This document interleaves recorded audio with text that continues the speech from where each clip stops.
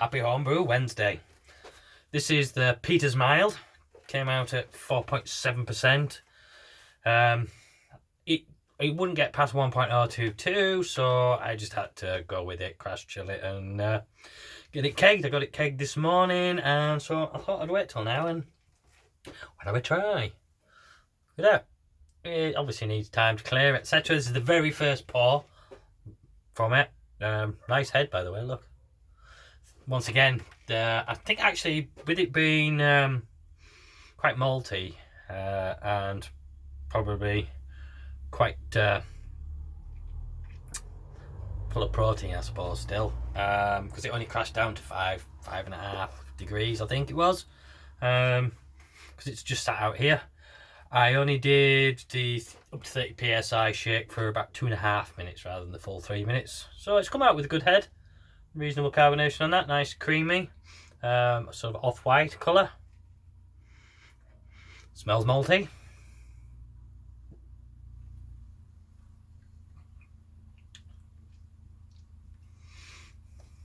And very nice, actually. Sweetness is there, obviously, because it finished at 1.022, so it's quite, but it's not overly sweet. It's not sickly sweet like I expected, because it's got like 750 grams of caramel, crystal malt in here. So I was expecting it to be, quite sweet as it was, and then when it finished so high, I expect it to be really sweet. But it's not bad, actually. I think the bitterness, you don't get any bitterness on it, but 4.7%, as I say, so quite sessionable, and which is good because this is probably going to go very quickly. Sadly, I did 19 litres version, which was a stupid idea. I should have done the 23 because with the 19 litre version, I get all the malts and hops for it and that.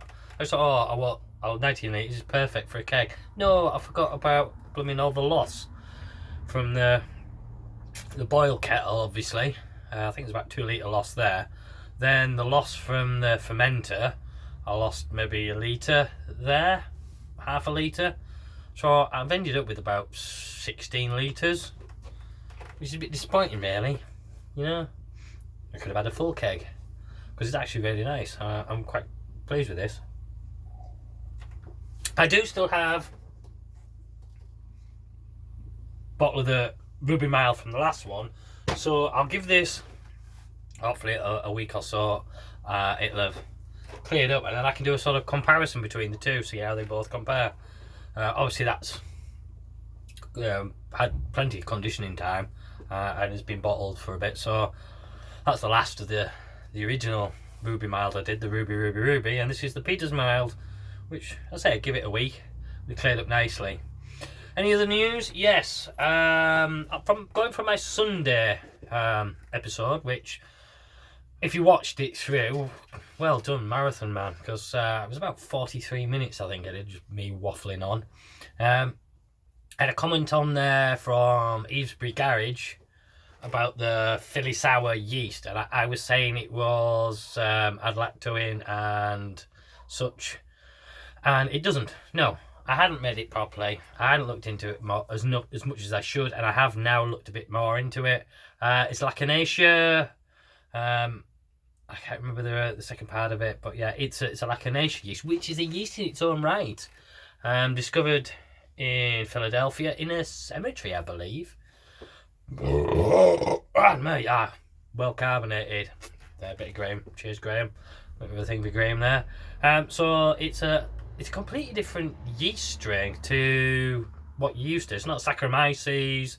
I think they've identified something like 12 different strains in the last few years, and this Lacanaceae is like almost like a separate sort of branch of yeast, and so it has no bacteria in it, so even better. So the souring comes, it only produces souring when it works on simple sugars, so it doesn't ferment complex sugars out. So you could do it's tolerant of hops, so you could do like an IPA with it, sour IPA. So I'm really excited for that Philly Sour yeast now, and I wasn't expecting them to have come today, but that'll come tomorrow, I suppose, and I shall get a brew on. So if I did watch my Sunday, you know, I'm looking at doing a Belgian triple, no triple, a double. Yeah, a Belgian double with raisins, and I was going to do currants and raisins, but I've got sultanas, so I'm going to do sultanas and raisins with a bit of rum and a bit of brandy. So like the Craft Beer channel are doing their mince pie. I watched that. That's why I'm doing one. So I'm doing one as well. But I think I'll do one of these sours first, and I think I'm doing Hallertauer Blanc sour. It'll be my next brew. So at the minute I've got the Peter's Mild on this.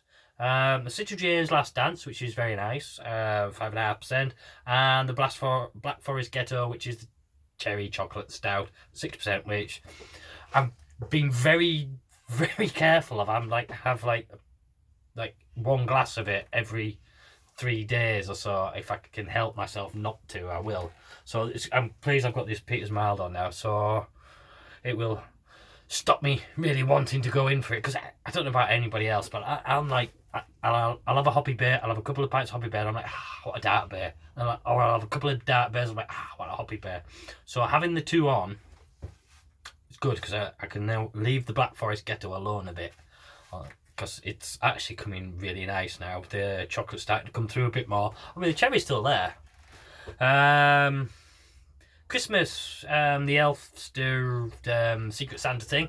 Got mine sent off, and if you're already in, you'll know that I was sent to Graham Hughes, so he's got his beers now. So cheers, Graham. I hope you enjoy them thoroughly.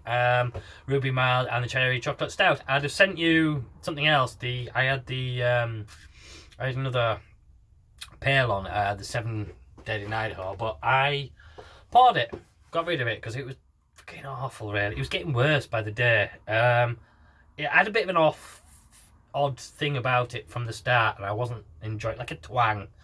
If you ever watched Brewmaster Ben, he always talked about a twang he always got with his beers, and it seemed I had something similar with that. And it seemed to get worse, so I drain poured it, and hence why we got the mild on so quickly. So I didn't want to send that, so I only had 2 beers done when I sent, and I wanted to get them sent, so I'm done and dusted, and so I didn't drink the fucking things, because I would be tempted to, I'll be honest.